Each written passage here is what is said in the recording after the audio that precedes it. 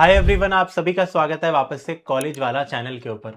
आज की वीडियो के अंदर हम एक बीटेक का कंप्लीट रोड मैप देखने वाले हैं। हम एक प्लेसमेंट रोड मैप देखने वाले हैं जो कि ना सिर्फ बीटेक का होगा, ये एक कॉलेज रोड मैप है।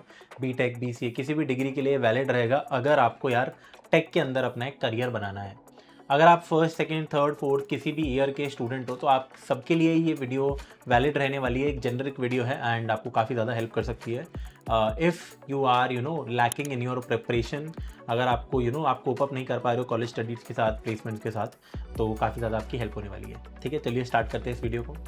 देखो, सबसे पहली बात तो पॉइंट नंबर 1 जहाँ पे मैं डिस्कस करना चाहता हूँ कि क्या क्या चीज़ें कॉलेज के दौरान हमें करनी है ताकि हम एक अच्छी प्लेसमेंट को ले पाए। देखो, मेक श्योर करो अगर आपका एक ठीक ठाक कॉलेज है, यानी कि एक टियर 1 कॉलेज है या फिर एक टियर 2 कॉलेज भी अगर आपका है, तो मेक श्योर करो कि कॉलेज के ग्रेड्स जो है वो बहुत ज़्यादा इंपॉर्टेंट होते हैं। तो जो आपकी कॉलेज की सीजीपीए, ग्रेड, जीपीए, परसेंटेज, जो भी आपके कॉलेज में इसको कहते हैं, कोशिश करो कि इसके अंदर बहुत अच्छे आपके नंबर आए। ठीक है, क्योंकि इस बेसिस पे भी बहुत सारी शॉर्टलिस्टिंग अभी भी होती है।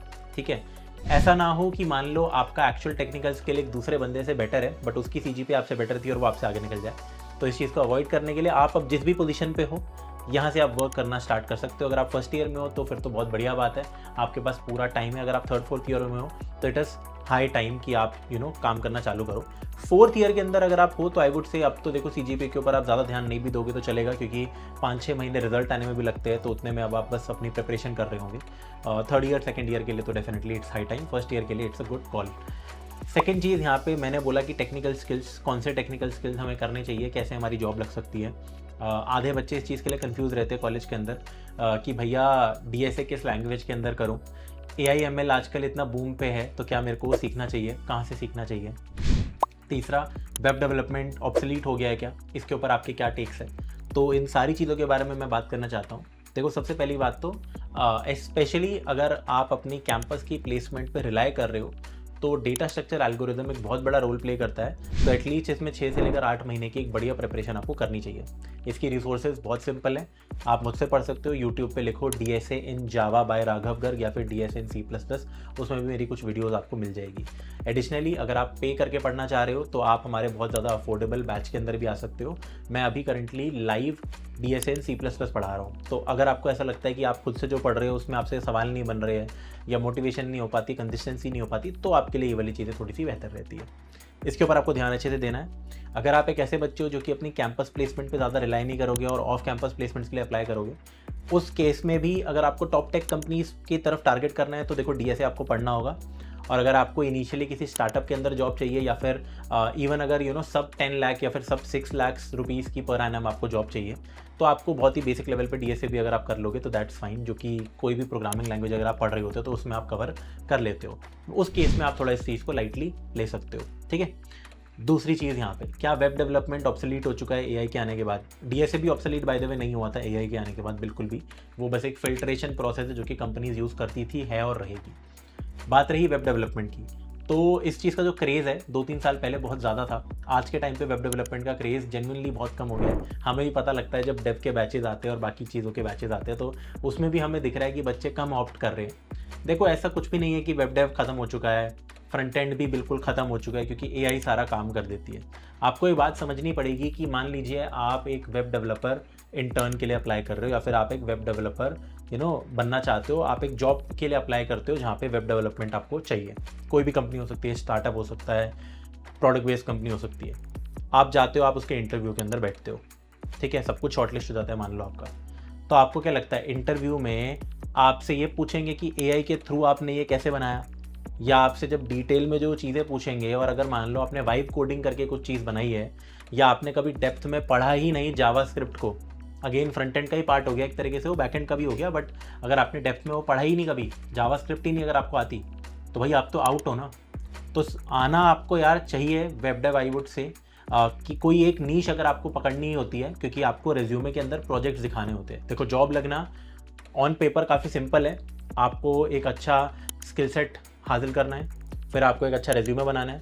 वो रेज्यूमे आप सेंड करते हो, अगर वो शॉर्टलिस्ट होता है तो आपको ऑनलाइन टेस्ट का मौका मिलता है, अगर उसमें आप शॉर्टलिस्ट होते हो तो इंटरव्यू का मौका मिलता है, और अगर उसमें आप हो जाते हो तो जॉब हो जाती है। This is the process. ठीक है, स्किल सेट के अंदर DSA, dev, AIML, app development, बहुत सारी चीज़ें हो सकती है। जो आप ये प्रोजेक्ट्स बनाते हो ना, जो कि आपके रिज्यूमे में लिस्टेड होते हैं, अब ये हो सकता है आपके वेब डेवलपमेंट के प्रोजेक्ट्स है, जिसमें सिर्फ फ्रंट एंड के प्रोजेक्ट्स हो सकते हैं, बैक एंड के, फुल स्टैक के हो सकते हैं, किसी ऐप डेवलपमेंट के प्रोजेक्ट्स यहाँ पे हो सकते हैं, हो सकता है कि यार AI/ML के या फिर डेटा साइंस के कुछ ऐसे प्रोजेक्ट्स हो, राइट। तो प्रोजेक्ट किसी भी चीज़ में हो सकते हैं। अभी भी वेब डेव के प्रोजेक्ट्स बहुत ज़्यादा रेलिवेंट रहते हैं। रही बात AI की, तो हाँ, ये ज़रूर देखा जाएगा कि आपने क्या AI का इस्तेमाल कर रखा है कहीं अपने प्रोजेक्ट्स के अंदर। That definitely gives an edge as of now. बाकी अगर आपको ऐसे जॉब रोल्स के अंदर जाना है, जैसे कि आपको AI इंजीनियर बनना है या डेटा साइंस के ही रोल में जाना है, ठीक है, तो डेफिनेटली वेब डेवलपमेंट आप ज़्यादा नहीं भी पढ़ोगे, तो that's absolutely fine. I think आपको ये चीज़ क्लैरिटी मिल गई होगी। डेड कुछ भी नहीं हुआ है, चीज़ें बस अलग अलग हो गई है थोड़ी सी, ठीक है। अब यहाँ पे अगर मैं बात करूँ कि AI/ML क्या हमें फर्स्ट ईयर से ही या सेकेंड ईयर से ही सब कुछ पढ़ना चाहिए साथ में या फिर नहीं, तो मेरा ये मानना है कि वैसे तो अगर आप एक बिल्कुल फर्स्ट ईयर के स्टूडेंट हो तो एक एक करके सारी चीज़ों को पढ़ोगे तो बढ़िया रहता है। जैसे कि स्टार्टिंग के 6-8 महीने आपने DSA दे दिए, फिर अगले 6-8 महीने आपने डेव के ऊपर ध्यान दे दिया, क्योंकि देखो कॉलेज की स्टडीज़ तो आपको साइड बाय साइड करनी है। अगर आप 2 से लेकर 3 चीज़ें एक बारी में सीखते हो, आप एक्सप्लोर कर सकते हो, उसके लिए मैं मना नहीं कर रहा। फर्स्ट ईयर में आप DSA थोड़ा एक्सप्लोर कर लो, वेब डेव, AI/ML का कुछ, बट ऐसा नहीं है कि आप 1 साल एक्सप्लोर करने में लगा दो। थोड़ा बहुत देखो, जो चीज़ आपको ज़्यादा पसंद आ रही है उसको पहले कर लो, है ना। अगर आप ये तीनों चीज़ें एक साथ करते हो और फिर कॉलेज की स्टडीज़ भी, तो सब कुछ खिचड़ी बन जाती है और फिर आप कर कुछ भी नहीं पाते हो रियलिटी में। तो इन चीज़ों से आपको एक तो बचना है, ये बहुत बड़ा रोड मैप का एक पार्ट रहता है, ठीक है। आराम आराम से सब में 6 से 8 महीने में आप हर चीज़ सीख सकते हो, मैक्सिमम 1 साल में टाइम देना पड़ेगा आपको, एंड देन आपको आगे प्रोसीड करना पड़ेगा। रही बात, मान लीजिए आप थर्ड ईयर के एंड में आ चुके हो, थर्ड ईयर आपका चालू हो गया है और प्लेसमेंट्स आपकी बस आने वाली है, तो कम अमाउंट ऑफ टाइम में हम कैसे अपनी प्रिपरेशन कर सकते हैं। ऐसे केस में यार आपको थोड़े घंटे ज़्यादा देने पड़ेंगे दिन में, आपको आवर्स बहुत सारे देने पड़ेंगे, मल्टीपल स्किल्स हो सकता है आपको एक साथ सीखने पड़ेंगे। DSA कोर सब्जेक्ट्स, आपके प्रोजेक्ट्स डेव में या फिर AI में, किसी में भी, उनको आपको इकट्ठा एक साथ सीखना पड़ेगा।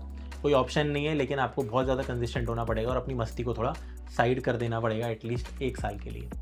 जितने भी फ्रेशर स्टूडेंट्स हैं फर्स्ट ईयर में या इवन सेकेंड ईयर में भी है, आप इस चीज़ में कभी मत पड़ना। अब मैं कुछ मिस्टेक्स के बारे में आपको बताने वाला हूँ जो गलतियाँ बच्चे करते ही करते हैं। सीनियर्स की बात सुन के फर्स्ट ईयर तो मज़े करने के लिए है, मज़े करो।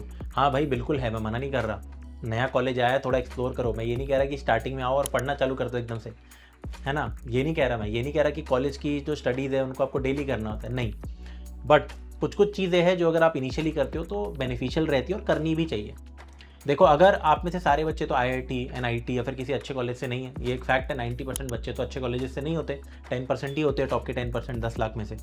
तो आप भी अच्छी जॉब्स तो पा सकते हो, बट आपको यार अब यहाँ पे मेक श्योर करना पड़ता है कि अगर आप अपने फर्स्ट और सेकंड ईयर्स के अंदर ये जो स्किल सेट वाली चीज़ें हैं, DSA सीखना हो गया, डेव सीखना हो गया, AI/ML में कुछ सीखना हो गया, प्रोजेक्ट्स बनाने हो गए, हैकाथॉन्स में पार्टिसिपेट करना हो गया, अगर आप 2 साल तक इन दोनों चीज़ों को कर लेते हो तो आपके पास यार 2 पूरे साल बचते हैं। स्पेशली आपका थर्ड ईयर, फोर्थ ईयर पूरा बच जाता है टू एक्चुअली डू नेटवर्किंग। मेरी बात को समझना, ऐसा नहीं होता है कि आपने चीज़ें सीख ली, आप लिंक्डइन पे गए, आपने कोल्ड मेल करा या फिर मैसेज कर दिया, भाई मेरे पास ये सब कुछ है, ये सब स्किल सेट है, मेरे को प्लीज़ जॉब दे दो। ऐसे नहीं होता है।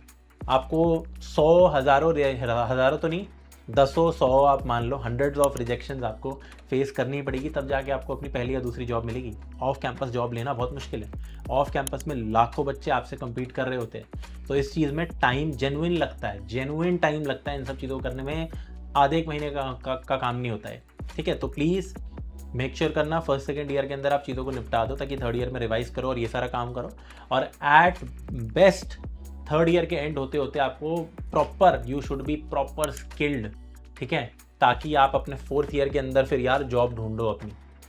ट्रस्ट मी, एक बार आपका कॉलेज ख़त्म हो जाता है एंड ऐसा नहीं है कि उसके बाद आप कुछ नहीं कर सकते। कुछ लोग होते हैं जो 4 साल कुछ भी नहीं किया, फिर कॉलेज के बाद पढ़ना भी चालू किया और फिर जॉब भी ढूंढना चालू किया, और उनमें से कुछ की लग भी जाती है, बट वो केस बहुत कम हो जाता है।